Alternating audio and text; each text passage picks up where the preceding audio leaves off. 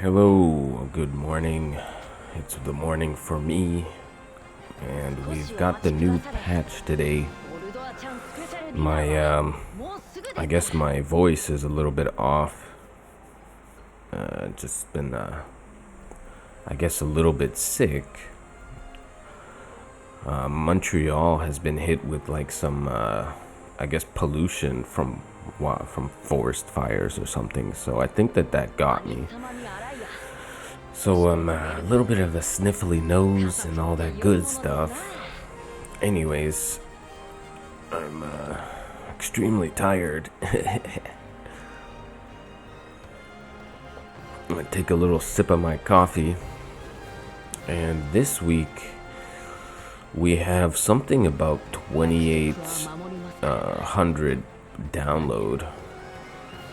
And I'm not sure what that's all about, but I think we had 2,700 download at some point in the past. But they're giving away some free pulls that I guess you build up 5, you get a UR, so it's not that bad. And I believe it's gonna be going on for like 28 days. So this week we have this kind of interesting banner, but it's paid, right? If this was free, that would be sick, but it's not. It's like $60 for 10 URs, 5 rerolls. So you could do this and like get something good, but I'm not that into it. And what we got is the second of the Lunar New Year units, Oberon, which is actually the last. I thought that they were gonna do Resnick next, but they just went straight to Oberon. It's possible that they're hesitant on Resnick because she would obviously most likely be an evade unit as a dagger unit, or at least she would have all of the crew between Riku and Venera and all of the vision cards to put together like an evasion team. And evasion still exists in WOTV.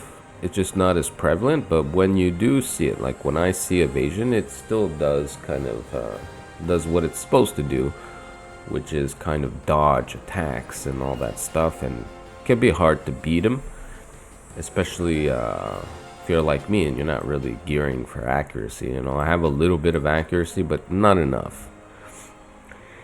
And like more, they did bring the vision card level 99 for 2k, which is not a bad deal, but I don't think this card is as good. It does something to the effect of, I think it's like unit resistance, reaction block, and magic res for something like 4 or 5 groups. It's kind of a good card for pairing, right, where you've got spear, katana, black mage, and glove. So if you were trying to do like a black mage glove team, this card could fit in there. Or a katana, black mage, katana glove team. This card and Oberon himself really do look like a great pairing for the new Garusa. Oberon himself is a magical unit instead of what he used to be on Global. And he does actually have his own follow-up attack. So he's a follow-up attack unit. So him and Garusa would be kind of gnarly together, where they could just, when Oberon hits you, Garusa has his follow-up attack. That's like, that's kind of like Gilgamesh, where he'll follow up on an ally's attack. So that could be like 2 follow-up attacks, like whamp, whamp, and that would probably be pretty gnarly. This grouping katana, magical katana, has some pretty solid cards, where there's Chariot and Garusa's card, which are both agility and magic attack.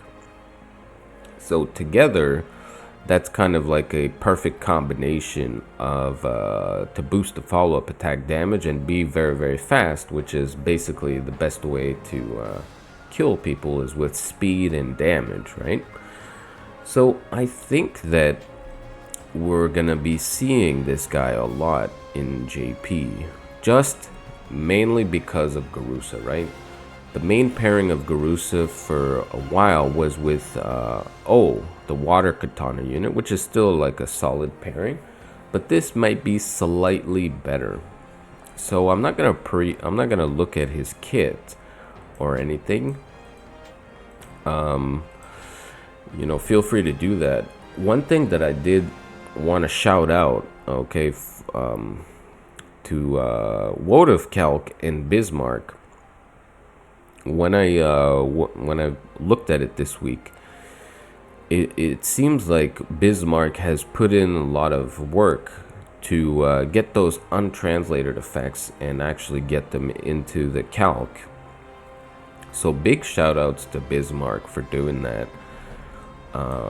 It looks so much more clean now, where the units that had like 5 untranslated effects, now he's actually put them in there and just put in the translation work. So the second thing that we got this week, because we got, you know, of course, Oberon, his new vision card, we did get Oldoa's card. So Oldoa's card is a very nice card. It gives main stat human killer 30, substat it gives physical damage reduction 12, just flat physical damage reduction 12, and then the third slot is critical rate. So that's a decent card. Human killer is a pretty valuable stat for a lot of different units. I believe this one though is only 3 jobs, like greatsword, greatsword, gun, and fist. And for Oldoa, this is a great card, but when you think about the greatsword team, right, you have like you would probably want in the main slot an attack card, and then you would probably want an agility card, and then there's Zach's card, which is usually the 3rd slot, and that one gives AoE res, magical damage reduction 12, and slash attack. So this one is kind of a very similar card in the sense where you get damage, mitigation, and like utility. But AoE res is not what it used to be. So this card is obviously more offensive, but if I pull and build this card, I would maybe be putting this in the sub slot. But interestingly, this stat, physical damage reduction or magical damage reduction, gets cut in half in the sub slot. So you still get 6% compared to like AoE res that gets cut by 2/3, right? So I do think this card is pretty decent. I do not really think it's gonna be that great for me, but I will try and pull it.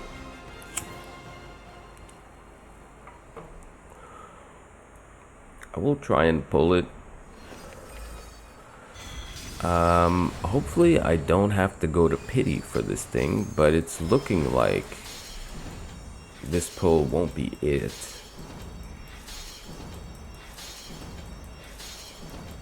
But this week and last week was not that exciting for the game, but they did add some pretty nice stuff.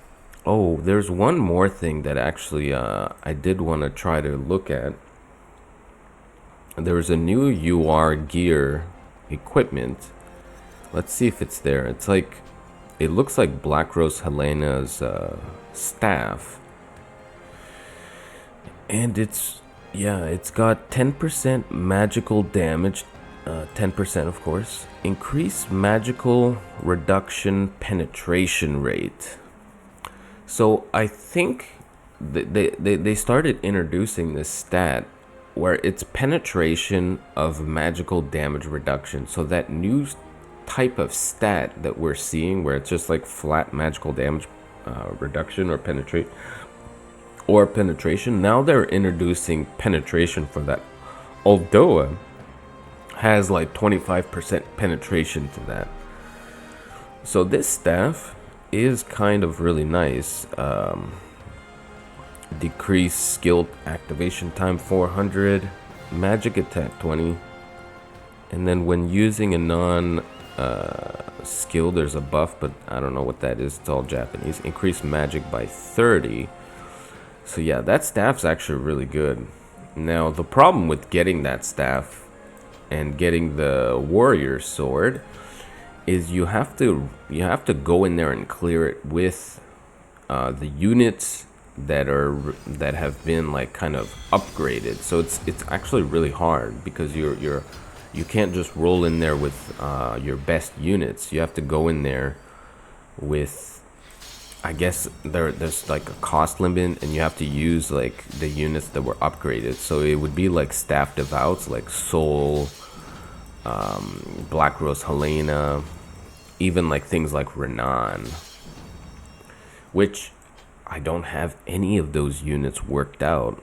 So that's, pretty much off limits for me. The stages, I've seen YouTube videos from Japanese creators, and the stage themselves look really, really rough. Okay, so maybe I'm gonna luck out on the third pull, which would be favorable because I get 25 shards. Yeah, the other card that I still would really like to have is Hero Mod's card. I still don't got that one. So here we go. Too easy. Too easy. Got Oldoa on the 4-step. Got her vision card on the 3-step. Too easy. And aside from that, right? Like, I'll just quickly go into the stage. Like, this is some pretty interesting end game progression, but I think this is more for like, I guess, kind of whale accounts that have pretty much all of these units probably maxed out. So this is the first one, right? The sword, which I haven't even bothered doing. And now there's the staff. So this is kind of like Reliquaries 2.0, but it's really different in the sense that, like, if I go into the formation, like, it's gonna tell me who's even eligible. And like, if I click on Rufus and we go into this tab, like, oh, you could take Roy to this. Cool. Like, look at the pool of units I have to choose from. It's kind of cracked out. Like, there's not a lot of options, right? Like, you've got Rafal, Minwu, which, these units can get maxed out. Could be actually a decent incentive to max them out. I don't know. I have to, you'd have to see the stage, what it's like. But like things like Kilfei, Black Rose Helena, Shawls, Amnilis, which is probably one of the better units for the stage. Roy and Edward. I don't know why they're on this, but whatever. And then you've got some MR units, right? I think there might be. Let's see if I have the filter on. Let's just take that off. Okay, yeah, so you could take Little Leela and Valade. So that's part of the difficulty with these stages, is being limited to these units. It's gonna be very hard to clear it. It's gonna be extremely hard to clear it. And the reward would be worth it. Like, this staff in particular, I believe it's only for devout units. But Narsh is on here, but this is more of an offensive staff. So, you know what? I don't quite understand. Okay, no, I think Exia is on this as well. Exia, Angela, Water Veritas. So every single devout unit can use the staff.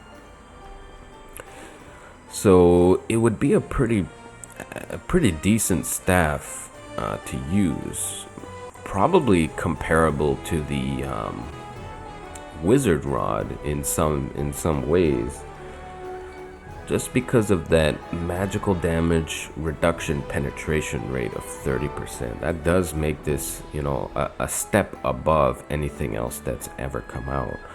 And the decreased skill activation time 400 is a nice extra on top of that. Now, that's gonna basically be it for this video. As you can see, I have a lot of gil, like 12 billion, and that's gonna go into the gil shop today. And that'll get me like a bunch of shards for this card. So I don't even really need to, probably I don't need to buy shards for the card. And although she's close to being maxed, you know, this summer event has gone on forever.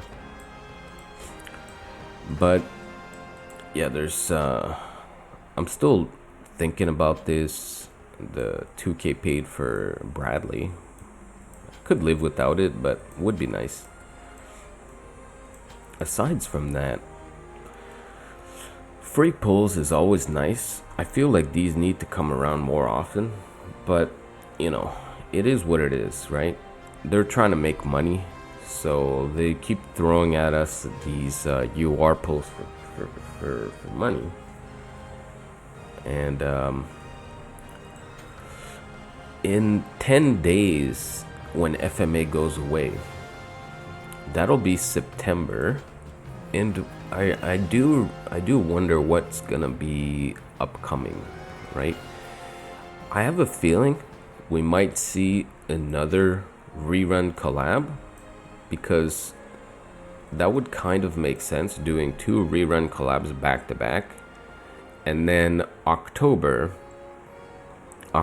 usually comes with, of course, the Halloween units, and that's going to be an interesting event, because the Halloween units are always pretty nice.